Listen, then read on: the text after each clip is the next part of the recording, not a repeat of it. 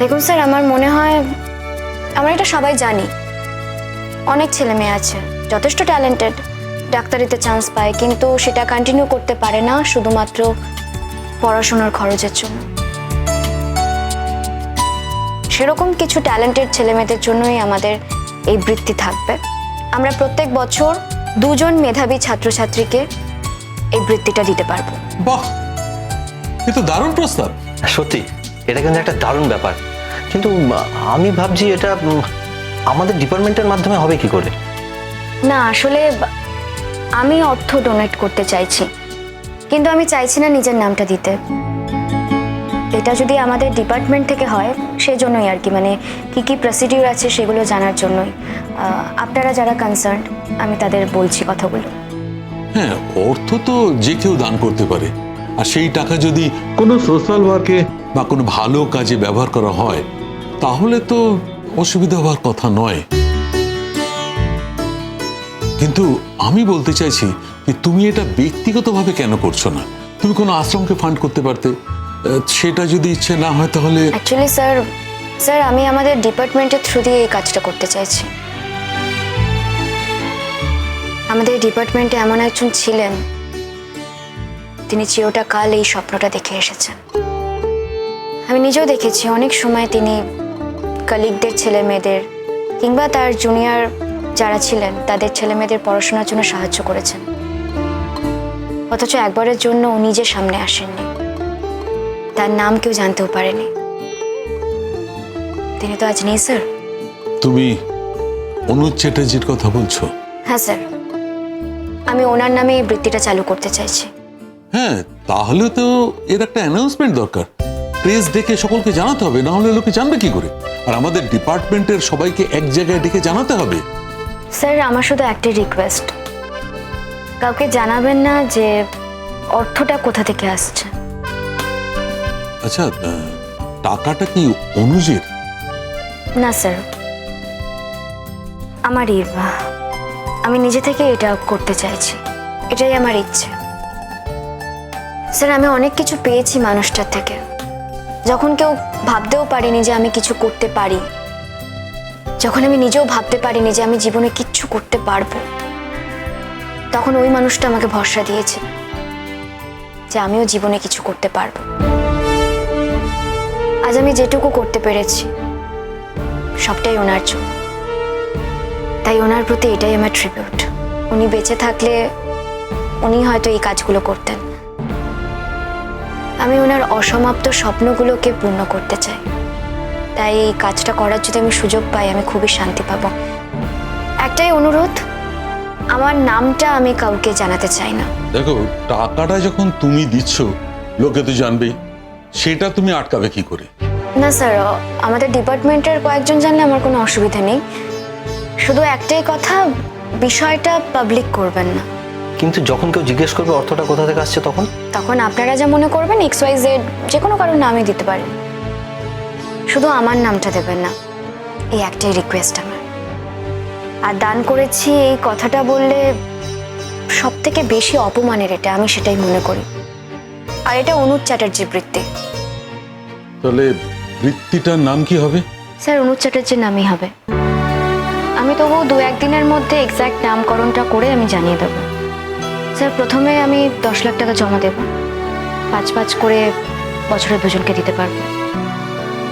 প্রত্যেক বছর তুমি 10 লাখ টাকা অ্যারেঞ্জ করতে পারবে? আমার তো ব্যক্তিগতভাবে নিজস্ব কোনো খরচ নেই স্যার, আর আমার বেশিরভাগ খরচটাই আমার সংস্থা বহন করে। তার বাইরে আমি প্রত্যেক মাসে যা পাই স্যালারি, সেখান থেকে যদি 50% জমিয়ে রাখি আর ব্যাংকে রাখলেও কিছুটা ইন্টারেস্ট পাওয়া যাবে, এই সব কিছু মিলে আমি বছরে 10 লাখ টাকা জমা দিতে পারবো। কিন্তু ম্যাডাম, আপনিও তো একটি মেয়ের দায়িত্ব নিয়েছেন, তারও তো লেখাপড়ার ব্যাপার আছে। ও খুবই ছোট। হ্যাঁ, লেখাপড়া করছে, স্কুলে পড়ছে। আমি নিশ্চয়ই ওর সমস্ত খরচা সামলেই এই কাজটা করতে পারবো। কিছু মনে করবেন না ম্যাডাম, আমি কথাটা বললাম, আসলে আপনি তো খুব ইমোশনাল মানুষ, তাই। কে বলেছে আপনাকে আমি ইমোশনাল?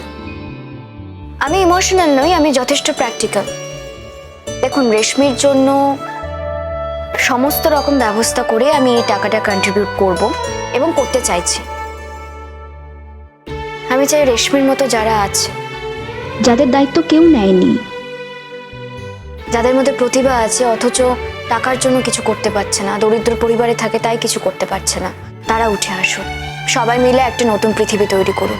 সত্যি তোমার সঙ্গে কথা বলে না অনেক নতুন নতুন স্বপ্নের সন্ধান পাওয়া যায়। আসলে তুমি তো আমাদের স্বপ্নের শরীক হচ্ছ না, আমরাই বরং তোমার স্বপ্নের শরীক হচ্ছি। আচ্ছা, আমরা এই ফান্ডটাকে আরেকটু বাড়িয়ে নিতে পারি না? আমরা নিজেরা কিছু কিছু কন্ট্রিবিউট করে যদি ফান্ডটাকে আরো বড় করি, তাহলে আমরা এই দুজনের পরিবর্তে 5 জনকে পড়াশোনার সুযোগ দিতে পারবো। এর থেকে ভালো তো আর কিছু হতেই পারে না স্যার। আমরা ডিপার্টমেন্টের প্রত্যেকেই যে যেরকম পারবো সেরকম ভাবে যদি কিছু কন্ট্রিবিউট করতে পারি, সত্যি একবার ভেবে দেখুন তো কত ছেলে মেয়ের ভালো হবে।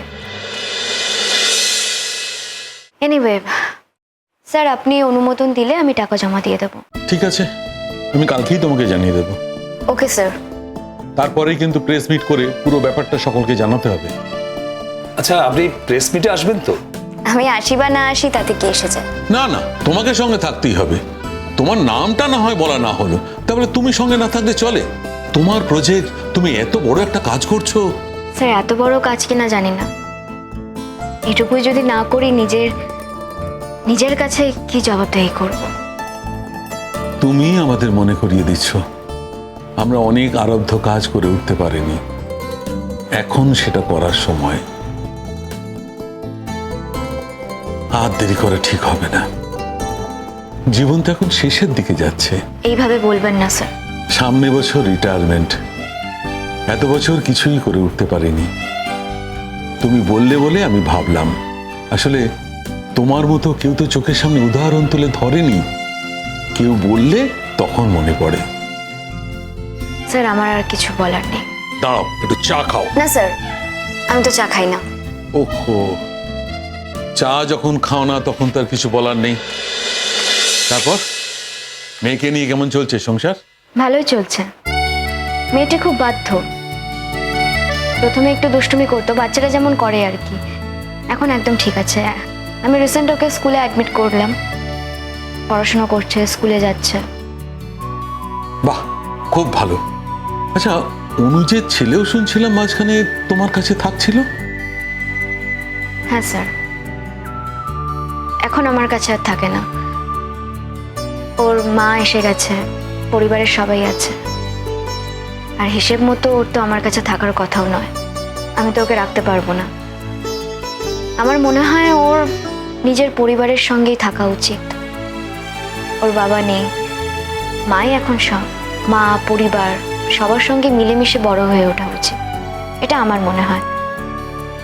আর ঘটনাচক্রে পুবলু আর রেশমি একই স্কুলে ভর্তি হয়েছে, তাই হয়তো দেখা হবে মাঝে মধ্যে। অনুজ চ্যাটার্জির মতো একটা ব্রিলিয়েন্ট অফিসারের চলে যাওয়াটা আজও মেনে নিতে পারি না। কি যে হলো হঠাৎ করে। ওই রকম কর্মী ছেলে আমার দীর্ঘ জীবনে আমি খুব কমই দেখেছি। অবশ্য খুব কম দেখেছি বলে ভুল হবে, আমি আরেকজনকে দেখেছি, তোমাকে, গুড্ডি।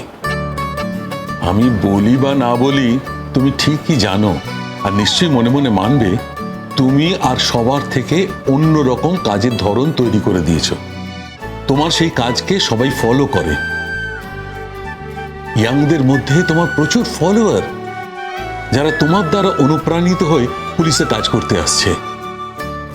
তোমার অনেক কঠিন কঠিন কেস আছে যা তুমি জীবনে ঝুঁকি নিয়ে সলভ করেছো, আর মানুষ তোমাকে অ্যাপ্রিশিয়েট করেছে বারবার। সবটাই মানুষের আশীর্বাদ আর অনুজ চ্যাটার্জির শিক্ষা। এর বাইরে আমার আর কিছু নেই স্যার। স্যার, আমি তাহলে এবার আসি। আপনি যেই মুহূর্তে আমাকে জানাবেন আমি চেকটা রেডি করে ফেলবো।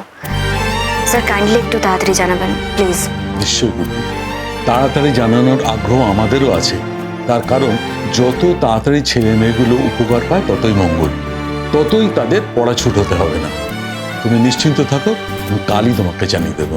থ্যাংক ইউ স্যার, আসছে।